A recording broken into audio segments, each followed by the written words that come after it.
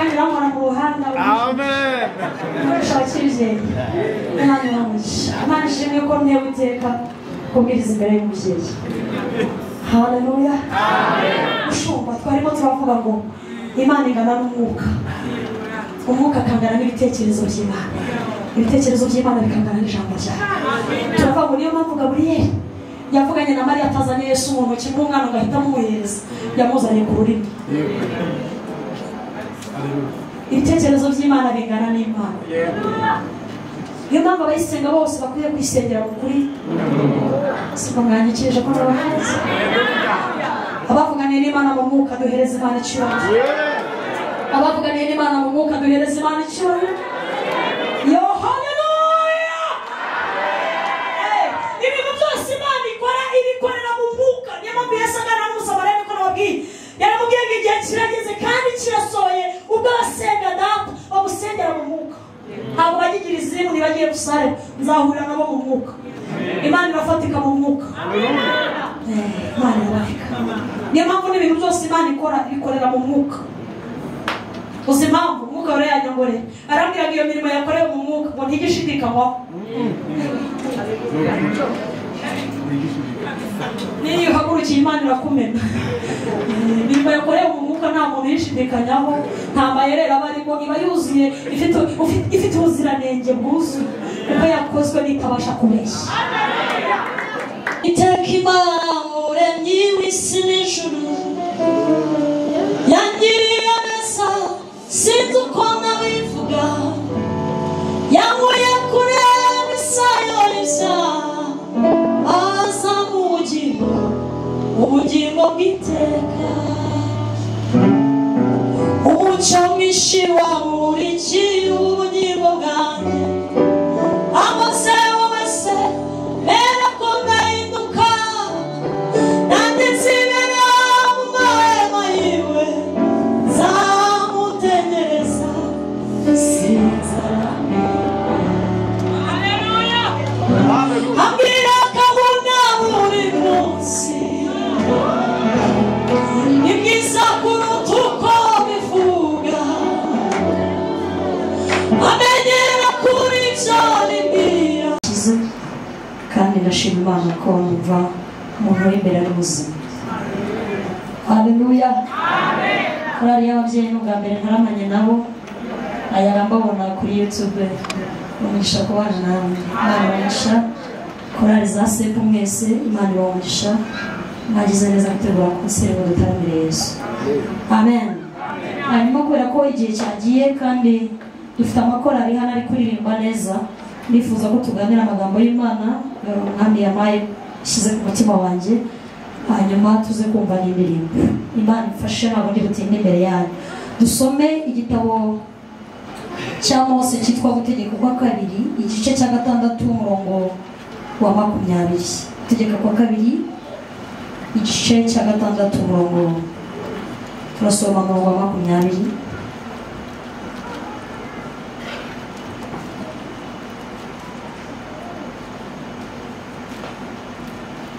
Gatandatu umurongo wa 20. Gutegeka kwa kabiri. Dusome mu izina rya Yesu. Gutegeka kwa kabiri 6 umurongo wa 20 haravuze ngo mu gihe kizaza umwana wawe nakubaza ati ibihamya n'amategeko n'amateka Uwiteka Imana yacu yabategetse n'ibyiki, uzasubize uwo mwana uti twabaga muri Egiputa turi abaretwa ba Farawo, Uwiteka dukuza muri Egiputa amaboko menshi, kandi Uwiteka yerekana ibimenyetso n'ibitangaza bikomeye biteye ubwoba abigirira Egiputa na Farawo n'inzu ye yose mu maso yacu, adukurirayo kutujyana mu gihugu yarahiye basogokuruza ko azaduha, kandi Uwiteka adutegeka kwitondera ayo mategeko yose no kubahiriza no kubahiriza Uwiteka Imana yacu kugira ngo tubone ibyiza iteka, ikiza ubugingo bwacu urupfu uko biri n'uyu munsi, nitwitondera ayo mategeko yose tukayumvira imbere y'Uwiteka Imana yacu uko yadutegetse, bizatubera gukiranuka. Tuvuge ngo amen.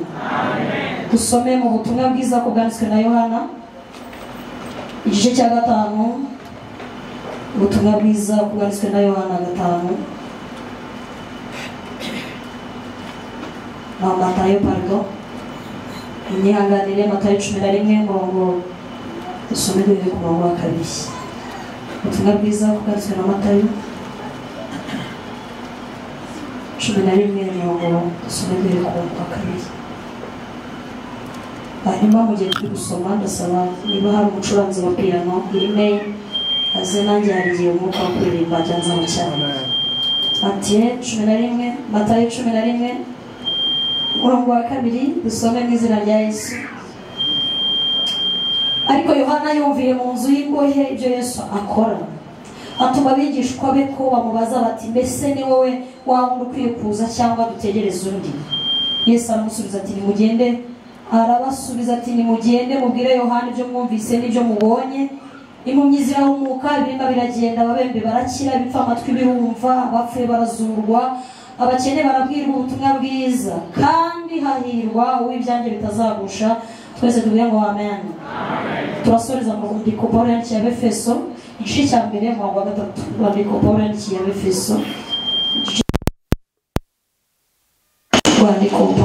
Abefeso igice cya mbere dusome umurongo wa 3.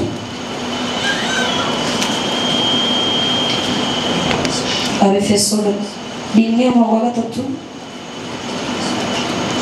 aravuze ngo Imana y'Umwami wacu Yesu Kristo ari nayo se ishimwe kuko yaduhereye muri Kristo imigisha yose y'umwuka yo mu ijuru, kuko yadutoranije muri we isi itararemwa kugira ngo tubabere tutariho umugayo imbere yayo, kuko yagambiriye kera kubw'urukundo rwayo ko duhinduka abana bayo tubiheshejwe na Yesu Kristo kubw'ineza y'ubushake bwayo. Twese turavuga ngo amen.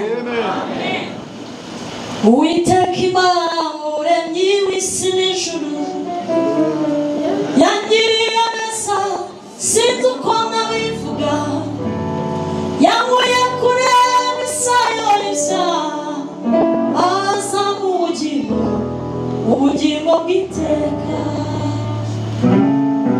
umucyo mwinshi wamurikiye ubugingo bwanjye, amaze wese mera ko ndahinduka, nanditse ibera mu mahema yiwe, nzamutegereza sinzarame. Ambwira akabona buri munsi, ni bwiza kuruta uko bivuga, amenyera kuri ibyo bimbwira, imirimo ntabwo ikibarika ntigirondoreka, Yesu Kristo. Imana ishimwe, haleluya. Mwami Yesu, use mwaza kunyikiriza cyangwa imbaraga mwazimazemo byinshi. Ikiza cy'ijambo ry'Imana nta muziki, nta ritime, nta note, ijambo ry'Imana nyine nta rindi protocol, ririhagije, rifite ubuzima, rifite umwimerere. Haleluya! Na nyiraryo ni ubuzima, na nyiraryo arihagije, yitwa Imana y'inyembaraga, ni Imana y'inyabushobozi. Turi mu giterane rero kivuga ngo Imana iracyakora, si byose? Imana iracyagira gute?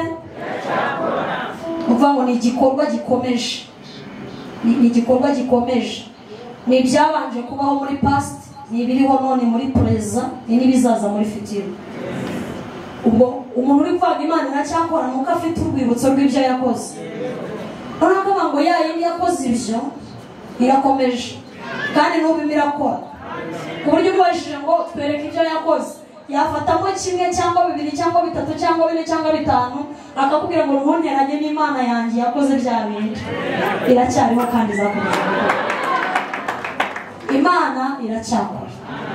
Mwarakoze gutekereza neza kuri insanganyamatsiko, ntabwo nzi niba iri mu ndirimbo tuzataramiramo cyangwa se niba ari umwuka wera wahaye intego. Uko biri kose uyu muntu watekereje iri jambo yarebye kuri, yarebye ahashize, ahita bizana uyu munsi, agirira Imana icyizere. Uko biri kose yakuyemo imirimo y'abantu, yego yafashe imirimo y'Imana akuramo iy'abantu, asigarana iby'Imana yakoze. Yesu we murahari? abari kumwe na Yesu duhereze n'abishimira. Hanyuma rero umwuka wera yambajije intego cyangwa se mu mutwe w'ijambo ngo nze turiganiriremo. Ubwo Imana igikora yarakoze iracyakora kandi izakomeza gukora. Noneho umwuka wera arambaza ngo none se ndacyabafitiye icyizere ku buryo nakomeza gukora. Nkomeze bashore n'ibintu byanjye. Biyemeje kuzamura kwizera. Nkomeze bashore n'ibintu byanjye baracyarabo kwizera. Kwizera ni kimwe no kwizerwa ni ikindi. Kuko abizera bose siko Imana ibizera. Ntabwo abizera bose Imana ibizera. Hari abayizera ariko Imana itizera. None umwuka wera yambwiye ngo ko muyibwira ngo niyongere ikore. Mufitiwe icyizere cyatuma Imana ikomeza kuinvestisa gushyira imirimo yayo muri. Urumva wifitiye icyizere ku buryo Imana yakomeza gukora ibyo. Imana idufashe cyane. Yesu we, haleluya. Amen. Abari imbere mwami, haleluya. Amen. Yesu we, munyikirize, haleluya. Amen. Iyo mwuka wera yambajije ngo mbese uracyari uwo kwizerwa ijuru rikomeze rikore. Yarakoze irakora kandi izakomeza gukora. Ariko irimo iribaza ngo mbikomeze cyangwa mbengarukirije ku byo nakoze.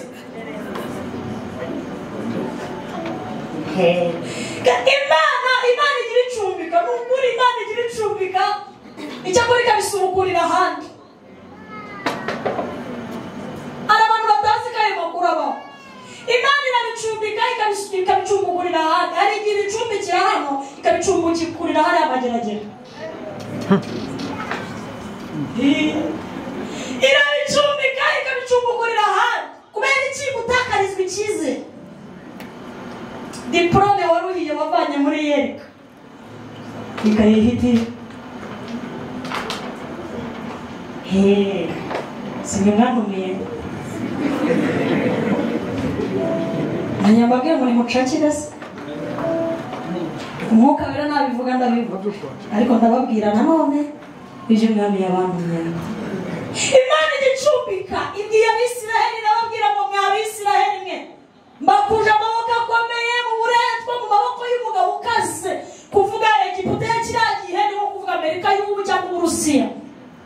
Cyari igihugu gikomeye gifite abantu bakomeye b'abanyembaraga bavuga bigakunda. Hari abantu mu isi bafite ijambo bavuga bikaba bategeka bikagira gute utagira ngo ni iby'Imana gusa. No mu isi hari aba yahaye ubutware avuga bikaba yategeka siko mwandakariye byo kwibwirira bariya bajambiyeri bariya babanza barifanye. Haleluya, haleluya. Amen. Hano muri umunani. Asante sana. Haleluya. Amen. Irababwira ngo mbakuje amaboko akomeye yanjye mbakuye mu maboko y'umugabo ukomeye witwa Farawo. Shanda mubambuye mbaye mubakura mu menyo y'intare. Ndabajyanye bajyanye mu gihugu cy'isezerano. Ndimo ndabajyana mu gihugu kirimo amazu mutubatse. Ndabajyana mu gihugu kirimo amazi amariba yaharyoshye kubi. Ndabajyana mu gihugu cy'amata n'ubuki. Ndabajyana mu gihugu kirimo ibiti byari imbuto nyinshi kandi ziryoshye n'inzabibu mutateye. Akondisiyo ke haravuze ngo musirinde. Musirinde, ntimuzasenge Imana zaho muvuye, ntimuzasenge n'Imana zaho murimo murajya. Muramenye musirinde amategeko n'amateka byanjye. Iyo usomye iki gice uhereye ku mirongo ya mbere, Imana yarabwiye ngo nimunayibagirwa mujye muyandika hagati y'amaso yanyu. Basi ujye ubyibuka ubirebe ubishyire mu gituza ubihambire ku maboko yawe kugira ngo hatazagira ikinteranya nawe. Nje niyizeye ko aho mbajyana nzabagezayo. Yesu ariyizeye ku byo azakora. Ni umuremyi dabo. Imana ni umuremyi. Abari imbere y'Imana, haleluya. Abatarame Yesu, haleluya. Mumpe ku mbaraga numva ko Yesu. Kandi hari ibice ndi kubona byuzuye birifu. Mwuka wera nambwira ati jyayo ndacayo. Imana hari ibintu Imana yihariyeho. ibintu Imana yasetinze ibishyiraho kugeza na n'uyu munsi nta na kimwe kirivumbura kimwe ngo njye ntabwo nshaka kubaho ndahahaza. Imana ni ibintu yashyizeho, izuba rirabizi ko iyo amanywa aje rigomba kurasira amanywa imyaka ibihumbi n'ibihumbagiza tutazi, na n'uyu munsi izuba ntiririvumbura ngo ribwire Imana ngo amaporomosiyo ndashaka kumurikira ijoro ndebe uko bimera. Reka da, Imana yarabisetinze, cyumvira Imana. Na n'uyu munsi biravuye ku Muremyi wacu ibyo yasetinze, ibyo yashyizeho nta kibivuguruza. Izuba n'ukwezi birabisikana, iyo umwijima uje ukwezi kuramenya ngo igihe cyane cyo gukora kirageze, umucyo waza izuba rikamenya ngo agiye gutanga umucyo. Ni ibintu Imana yasetinze, ntawe ushobora kubihindura. Ibyo bintu Imana irabyihariye, ni inyembaraga. Iyi mwicaye imbere murimo muraririmbira niyo ngiyo, keretse rimwe umugabo yabaye nk'uderanje ijuru ashaka guhindura sisiteme. Yosuwa ngari mu kibaya cya Gibeya n'abanzi babatuze cyane, umugabo wasenze ufite Imana wavuganye n'Imana ahindura sisiteme y'ibintu Imana yasetinze.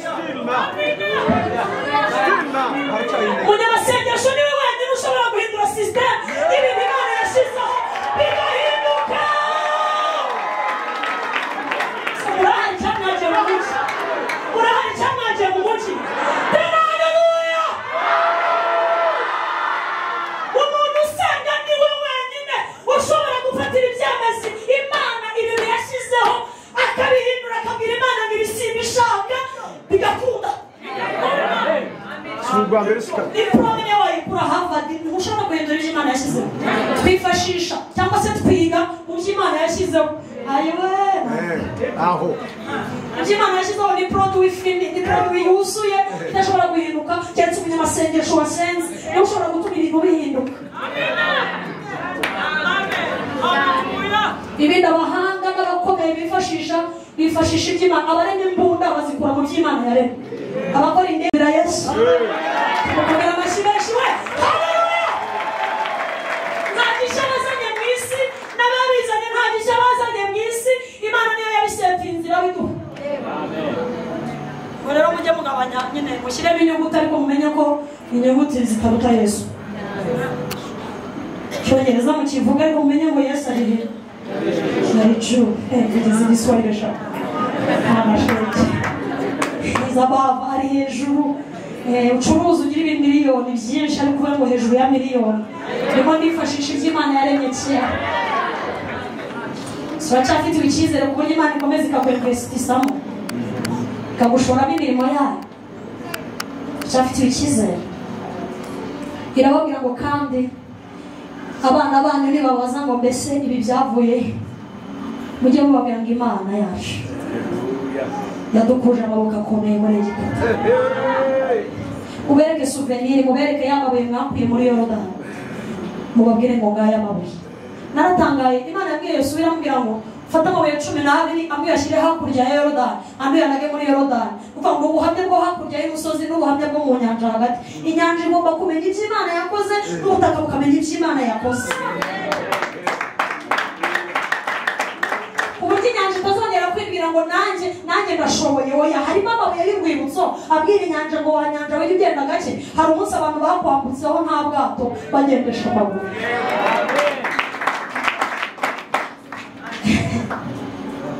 Turacyafite icyizere ku buryo Imana yakomeza. Fite icyizere. Dawidi yaburiwe icyizere kandi akiburirwa yari umuramyi mwiza. Dawidi ni umuramyi mwiza wabayeho, ariko yaburiwe icyizere bituma Imana igira ibintu ihindura mu byo yaravuze. Umunsi yica Uriya akasambanya muka Uriya, Imana yahinduye imigambi. Indirimbo nyinshi, ibisirimba byinshi, nebero n'inanga nyinshi, ibyatumye Imana idahindura mindset, ihindura uburyo. Irambwira ngo kuko wishe kandi ugasambana, ndabihinduye. Inkota izaguma mu rugo rwawe kandi umwana wabyaye nta kintu uzamubuza gupfa. Gusa uracyafite icyizere ku buryo Imana ikomeza. Dore ikibazo Imana ifitanye n'abantu. Imana iriyizeye ku buryo ibyo ikora nta mufatanyabikorwa ikeneye no irihaye Imana ntikeneye amaboko ya anti izagufasha ntikeneye amaboko ya anko ntikeneye amaboko y'umugabo wawe ntikeneye amaboko y'umugore Imana irihagije mu buryo yiseye ko ibyo igomba gukora yabikora nta n'ikiguzi ko ni inshingano zayo kukugirira neza ariko ibi birebaza ngo uriya mukobwa nimugirira neza uriya mukobwa nimugirira neza azajya mu isoko afite miliyoni amenye guhaha imyenda y'abarokore uyu mugabo nimugirira neza ntazagira desiye mu biro aharuhukira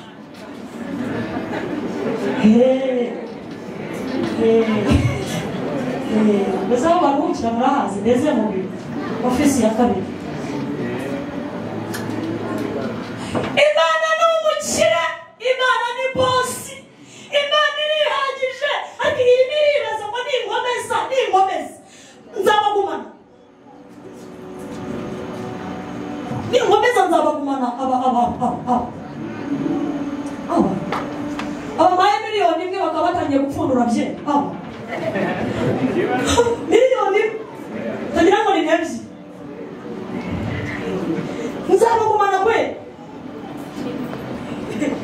uyu maye randikuza ni muhamwe w'iti randikuza shaka umfanayo simuzanye Kigali muvanye mu cyaro firiya bya bindi goreti yaririmbaga ngo yaracishije imyaka ayiwewe reka mwambike shimboke ndebe ndebe ko nzamugumana muri uyu mujyi wa Kigali Imana irihagije izakomeza gukora ariko irimo iribaza ngo nzabagumana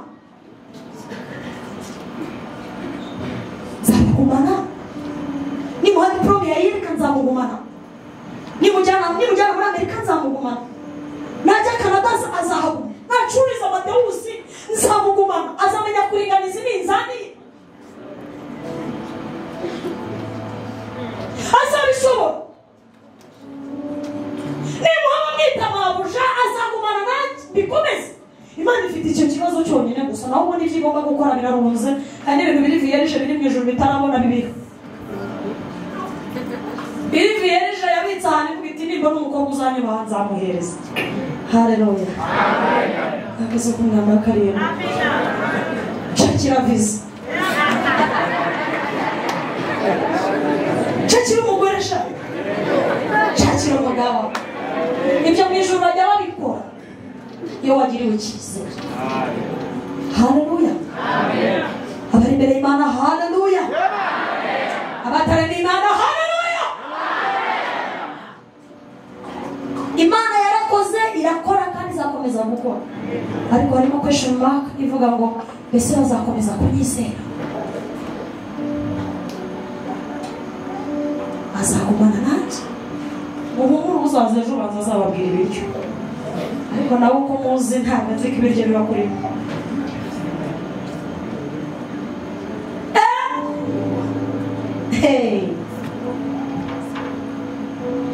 hari ikintu Imana yakoze kimwe gusa umurimo uhagije w'iteka ryose twebwe twese abakire abakene abize n'abatarize mu kanya nabonye baririmbye icyongereza bamwe tukanura amaso ariko hari umurimo ukomeye Yesu yakoze abari imbere y'Imana haleluya umurimo ukomeye duhuriyeho uri mu rwandiko rwa mbere rw'Ikorinto igice cya 21 uravuze ngo kuko ubwenge bw'Imana bwategetse ko ab'isi badaheshwa kumenya Imana n'ubwenge bw'isi Imana yashimye ko Imana yemeye ko ikirisha abari mu isi ubupfu bw'ibibwirizwa ntabwo bisaba soba inawa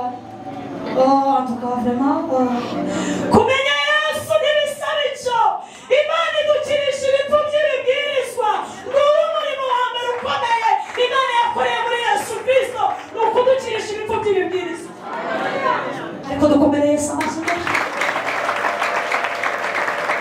amashyi menshi kwa Yesu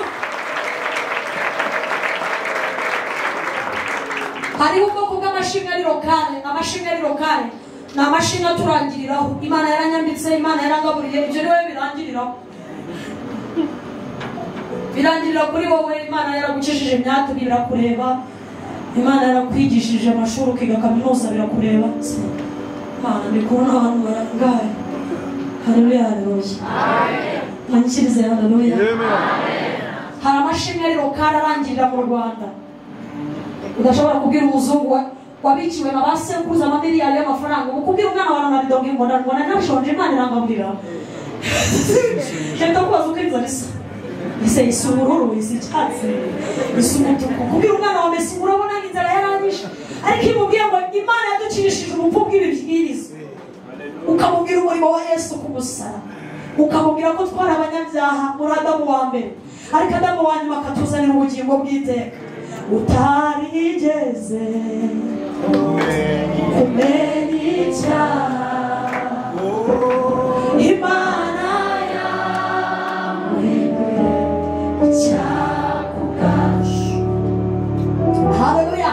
Imutanga mu maboko y'abanyabyaha asohoza ibyanditswe kuri we. Hatanga ubugingo bwe kugera ku gupfa kugira ngo aronke ubugingo bwa benshi. Ni muri Yesu Kristo mu mibabaro ye no mu rupfu rwe. Imana yiyutiyemo natwe ntiyabaje tubaraho gukiranirwa kwacu. Ishimye Hana ashobora kumva. Hana umaze imyaka ingana kuri atarabona umwana nta n'indi iravamo, akaryungana na Penina bicaranye mu iteraniro. Penina avuga ngo ndashima Imana impaye umwana wa 9, impaye umwana wa 10. Hana na Penina kubicazanya mu iteraniro bose ukababwiriza, nta kindi wababwira uretse kubabwira Yesu w'abantu.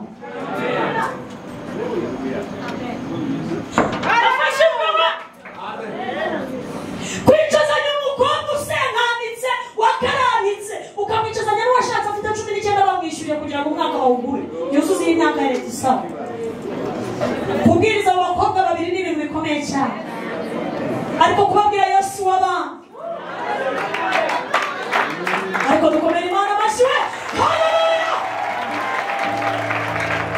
Gufata umuntu umaze imyaka 30 i Kigali akodesha atarubaka n'akaburi niba ngo bagasenya yakubatse, ukamwicazanya n'umuntu ufite etaje hano ugenda muri vewiti ukababwiriza. Ubwenge Imana iragabura undi yaburaye aragati iyo Mana yanyu ni nanjye kuvugirira ngo rikomeye. Iyo si Imana ahubwo ni ikindi nanjye kuvugirira ngo rikomeye. Iyo si Imana yanyimye ibiryo. Undi nawe abyina ati Imana yampaye vewiti, Imana yampaye Land Cruiser, Imana yampaye moto, Imana yampaye igare. Kubwiriza abo bantu babiri bombi biragoye, ariko kubabwira ko bababariwe muri Kristo Yesu baranezerwa. Ngicyo ikintu cya mbere Imana yakoze, nuko utigeze kumenya icyaha. Imana yamuhinduye icyaha ku bwacu. Nafashijwe mwene Yesu.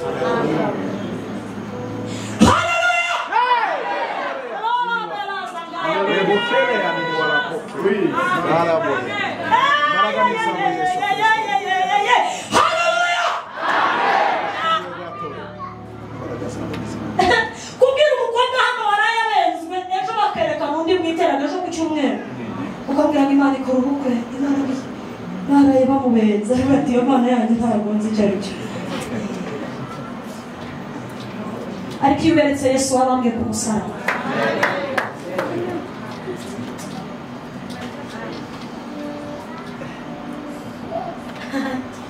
Imana iracyakora, yarakoze n'uyu birimo irakora, ariko irakubaza ngo uzakomeza kugirirwa icyizere.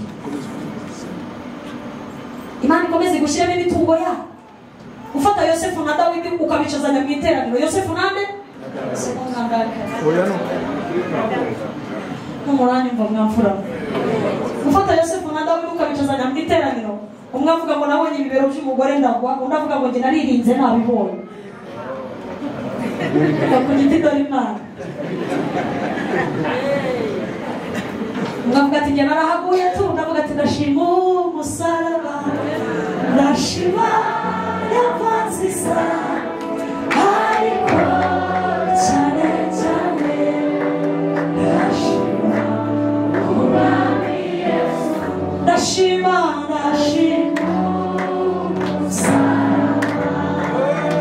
ndashima yavanzisa ariko cyane cyane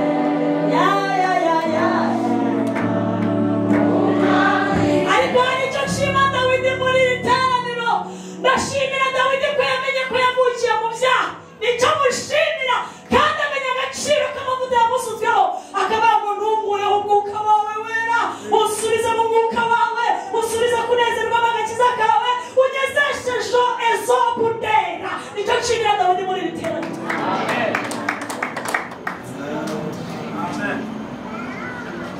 ndafashijwe Amen.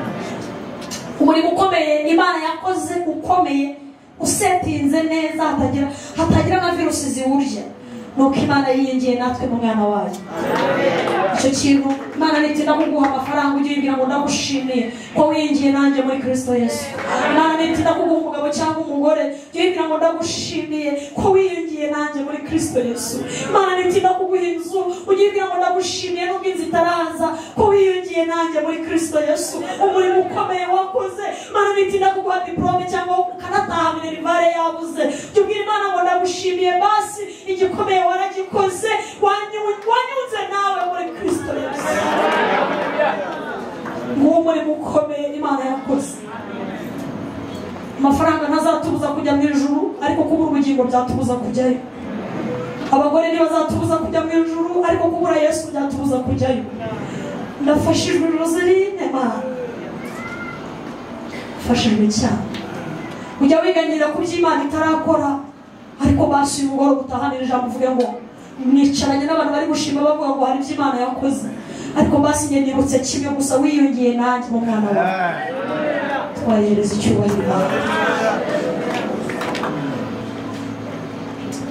haleluya haleluya Imana ishimwe ikibanze muri mukomeye yiyongeye natwe mu mwana wa Yesu Kristo ibyo byonyine byatuma tugirira Imana icyizere tukayibwira ngo nubwo hari ibyo utarakora ariko turagutegereje turacyari maso ntabwo twasinziriye turagutegereje Yesu uzaza gihe ki igicuku kinishe twari twiteguye twaragutegereje ariko umuseke utamitse twari twiteguye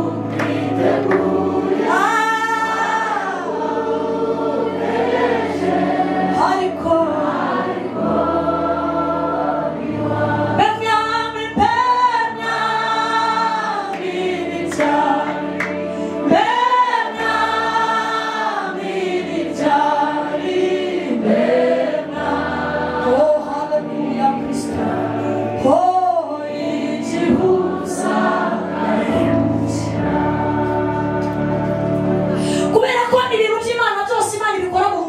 impamvu Yesu aganira n'umusamariyakazi yarambwiye ngo igihe kirageze kandi kirasohoye ngabasenga data bamusengera mu kuri no mu mwuka ibintu byose Imana ikora ibikorera muri systeme y'umwuka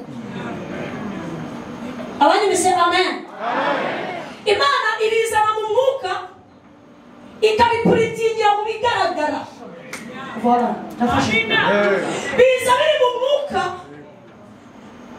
kandi umwuka angana n'Imana igana n'ijambo ryayo Imana igana n'ibitekerezo byayo ndafashije ngo pe haleluya haleluya Imana igana n'umwuka umwuka angana n'ijambo ry'Imana ijambo ry'Imana rigana n'ibitekerezo by'Imana haleluya ifata ibitekerezo byayo aribyo jambo ryayo ikabyohereza mu mwuka ikabizana mu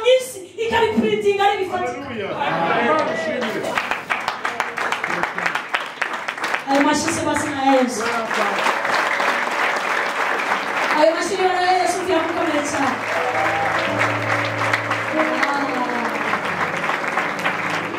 Imana n'umwuka ingana n'umwuka.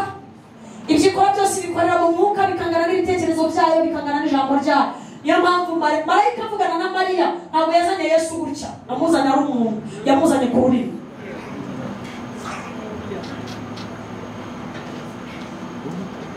Yesu yaje ku rurimi rwa Gaburiyeli azana ijambo ahita asoza rya jambo Yohana yavuze ngo mbere na mbere hariho jambo.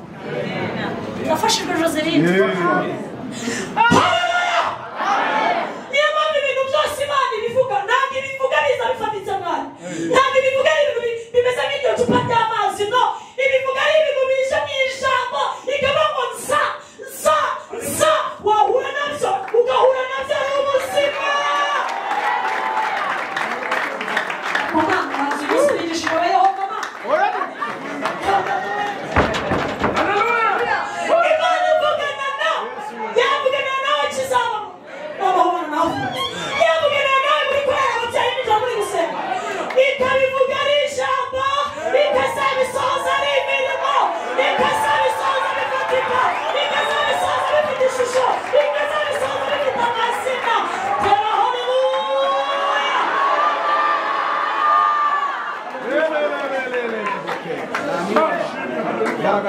Nafashijwe kubera ko ibitekerezo by'Imana bingana n'ikikoze. Aho kari mushumba mubyeyi, reka dukomere Imana amashyi ku mushumba. Imana biteye iteka kubana nawe mushumba. Hana wawe n'ubwa mbere ngiye kubwiriza mushumba wanjye mbere biteye Imana neza. Mushumba mukanyura nkora mu ruhanga. Amen. Shakirije Imana yamugisha. Imana ishimwe ko ntewe iteka kubwiriza imbere y'umubyeyi. Haleluya. Mushumba twarimo turavuga ngo Imana ingana n'umwuka, umwuka akangana n'ibitekerezo by'Imana, ibitekerezo by'Imana bikangana n'ijambo ryayo. Turavuga ngo niyo mpamvu Gaburiyeli yavuganye na Mariya atazanye Yesu mu ntoki nk'umwana ugahita amuhereza, yamuzanye ku rurimi. Ibitekerezo by'Imana bingana n'Imana. Niyo mpamvu abayisenga bose bakwiye kwisengera mu kuri. Siko mwanyikirije ko nabahanze. Abavuganiye n'Imana mu mwuka duhereza Imana icyubahiro. Abavuganiye n'Imana mu mwuka duhereza Imana icyubahiro. Yo haleluya. Ibintu byose Imana ikora ibikorera mu mwuka. Niyo mpamvu Yesu agana n'umusamariya niko nababwiye. Yaramubwiye ngo igihe kirageze kandi kirasohoye ubwo basenga data bamusengera mu mwuka. Ntabwo bagigira izimu ntibagiye gusare, nzahurira nabo mu mwuka. Imana irafatika mu mwuka. Imana irafatika. Niyo mpamvu n'ibintu byose Imana ikora ibikorera mu mwuka. Uzi impamvu umwuka wera yanyongorera arambwira ngo iyo mirimo yakorewe mu mwuka ngo ntigishidikanywaho. Niyo uhagurukiye Imana irakumena. Imirimo yakorewe mu mwuka nta muntu yishidikanyaho, nta mayerera aba arimo, iba yuzuye ifite ubuziranenge bwuzuye kuko yakozwe n'itabasha kubeshya. Wabaza umugore ngo wabyaye gute kandi byarabereye mu mwuka. Ntiwamubaza ngo nisiga abana bawe ngo barindwa gute kandi bibera mu mwuka. Ntibifatika ku banyamubiri ariko ku banyamwuka biba ari tangible, biba ari ibintu bifatika. Niyo mpamvu mu bibyinana ukabyina wese nk'uri kubyina ibigigo ukavuga uti Imana yandindiye abana, Imana yakubise abamondi, Imana yakubise abafilisitiya. Impamvu urimo urabyumva n'ibikorwaho n'ibintu bikorwaho. Imana yanjyanye muri Yerika nza kwiga iwacu ntawize kuko ni ibintu bikorwaho kandi dufite imiti myinshi muri iki gihugu, ariko ukabona iyo wihandagaje nka Joseline muraba ngo naje ngo kwiga i Kigali gusa kabuze imiti dufite muri iki gihugu, ariko kumva ibyawe n'ibikorwaho kuko byakozwe mu mwuka. Niyo mpamvu nta shimwe rigana n'iry'undi, nta ishimwe rya Hana ryangana n'irya Penina. Yohana aje gushima afite umwe gusa avuga ibintu Penina atigeze avuga, aravuga ngo wari ingumba. Asa murahari cyangwa atase? Murahari babyeyi cyangwa atase? Bibabyanereye mu mwuka, bibabyanereye mu mwuka. Ntihazagira umuntu udushuka, dushimira mu mwuka ubundi ikintu yakoze yabikoreye mu mwuka. base mukuravuga iki mu Imana ngo baye diplome utarabona akazi uramaze nabyo yabikoreye mu mwuka waro Yesu ashobora kwicarana n'abantu babyaye cyeregeye bagashakiye kajya ubona ukabona umwana we nageze nko mu wa 3 primaire wowe akiri muri gardienne yushima mu mwuka ibyawe byavuye mu mwuka nafashijwe Joseline ibyo bintu byabereye mu mwuka nta muntu ubyanariza nta muntu ubyeditinga koma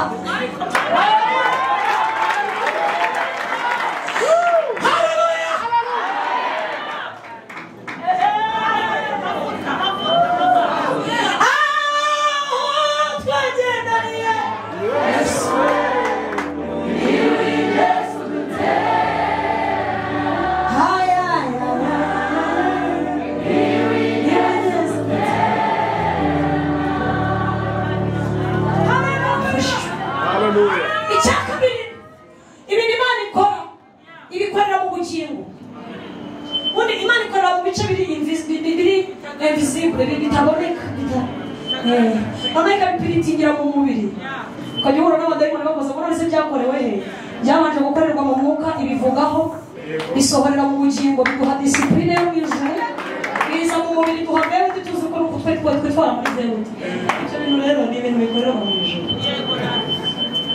iyo mpamvu na n'uyu munsi isi nishobora gushobora itorero ntibishoboka kuko ibintu by'itorero bibera mu mwuka bakabipuritingira mu bugingo bugakomandinga umubiri hanyuma barakora bakagira inyifato bakaba hafi y'utumuri bakanywa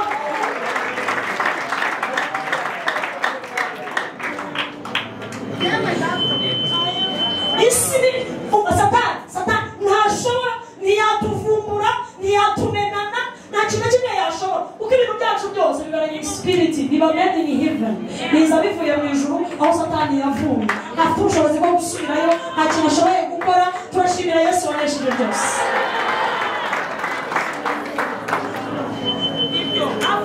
habaye umunsi ishimwe Yesu itanga amajyere isi aza gusaba n'umwana yawe turana twawe dore urukundo watumye apfira hari ibyaha by'amagufwa maze arasuka bamuze nagaruka nzamushimira kubera iki Imana ibikorera mu bugingo kubera ko mu bugingo habamo uduce dutatu dukomeye habamo amarangamutima habamo amahitamo ibyifuzo n'ibindi Imana irashaka kubaka amarangamutima yawe kugira ngo ibintu Imana izakora bitazaremerera amarangamutima yawe ukayicika niyo mpamvu bisohoreza mu bugingo ibigira ngo yubake amarangamutima yawe kandi dore Dawidi akiba mu ishyamba hari ibintu atarazi yakunda kubibabwira Dawidi ari mu ishyamba ntabwo yari azi guceka mayoneze biryoha nari babwiye hari ibyaha byo mu busirimu ubu ibyaha twakoraga turi mu cyaro ntabwo aribyo dukora i Kigali hari ibyaha byo mu busirimu buri cyiciro cyose cyangwa buri karitsiye yose igira umudayimoni wabo igira bosi w'umudayimoni uvuga uti mu cyaro nzabakubitisha kambuca bakubitishe za nzoga z'inkorano ariko i Kigali abakubitisha vin kubitisha vin kavuga ati ntabwo azongera kunywa kambuca ntazongera kunywa urwawe yazamutse muri revu ugahura na dayimoni yo muri revu ugezemo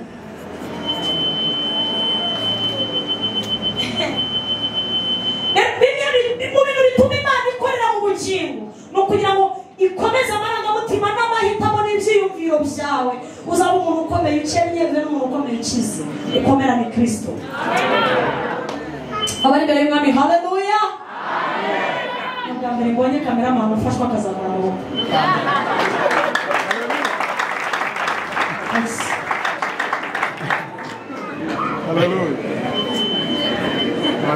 Sawuli Imana yamugiriye icyizere iramwimika akomera mu mubiri ariko ntiyakomera mu bugingo igice cy'amahitamo no kumva Imana n'amarangamutima ye aba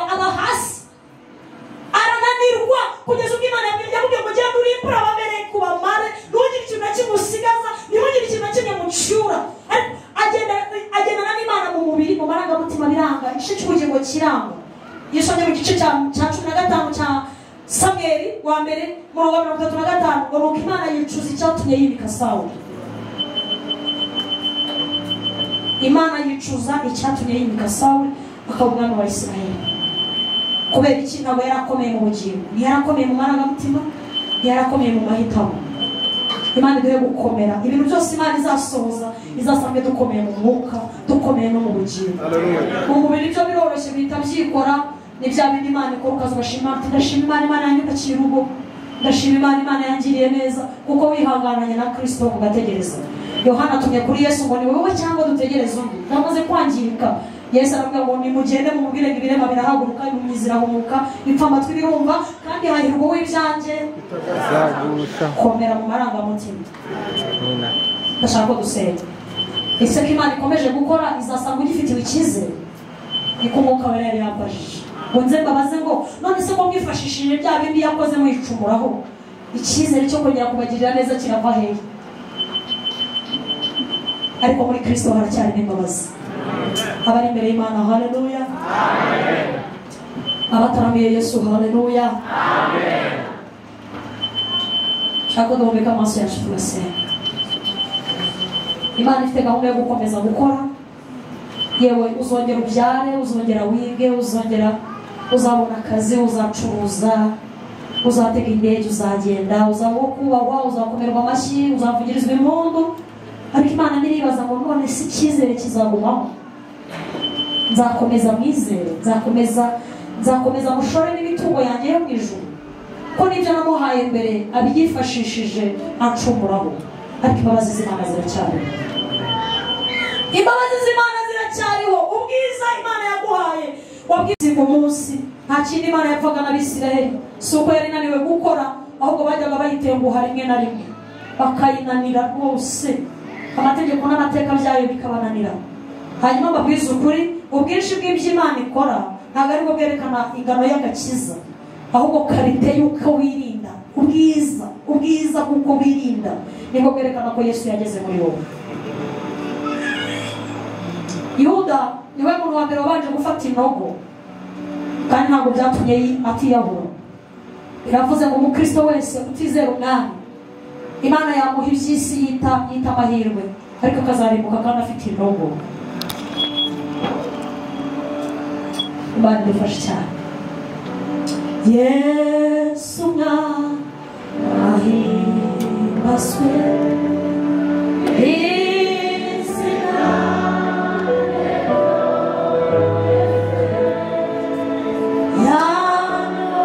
yanesheje amaraso.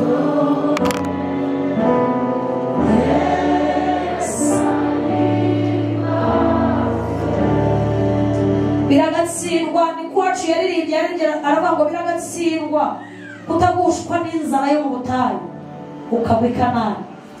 Ni kwacu yaririmbye, ariko uriya muhungu yararirimbye. Biragatsindwa kuticirwa n'inzara mu butayu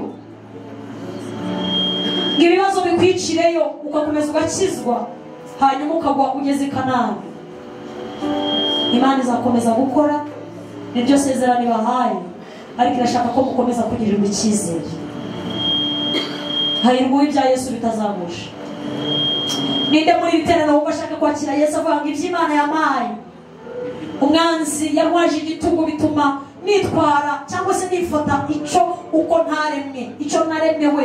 Paulo yandikira Abefeso 2:10 yaravuze ngo turabo yaremye turemeye imirimo myiza yose muri Kristo Yesu, iyi Imana yateguye kera kugira ngo tuyigenderemo.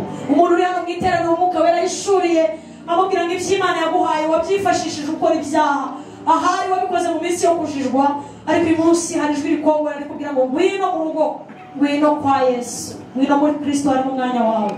Uzamura ikiganza cyawe nawe uyu munsi umuragwa, uririmbane natwe indirimbo zo kunesha, uririmbane natwe indirimbo z'amashimwe, ariko wahindutse umwana w'Imana. Uzamura ikiganza cyawe ubwira Imana ngo ntabwo nari nzi ko ibyo washyizemo ari cyo kukuramya no kuguhimbaza. Ndahindutse rwose, mbaye umwana w'Imana, mbaye icyaremwe gishya. Aya makuru nayizeye kumenya ko Imana ishaka gukiza ubugingo bwanjye. Uzamura ikiganza cyawe tugufashe gusenga. Ndashaka kwizera Yesu, ngamwakira nk'umwami n'umukiza. Abwira Imana ngo ndashaka guhinduka icyaremwe gishya, ndashaka kujya mu ijuru, ndashaka kwakira ubugingo buhoraho, ndashaka kuba umwana w'Imana, uwo arahagurukana cyangwa se arazamura ikiganza na mwene data wundi waba warananiriwe mu nzira. Bijya bibaho ku mwanzi arasa umuntu akakurasira mu by'Imana yaguhaye, akagukoresha ibyaha bya bindi wari warazinutswe kera.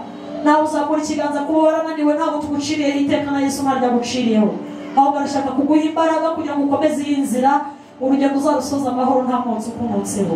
Uzamura ikiganza cyawe tugufashe gusenga.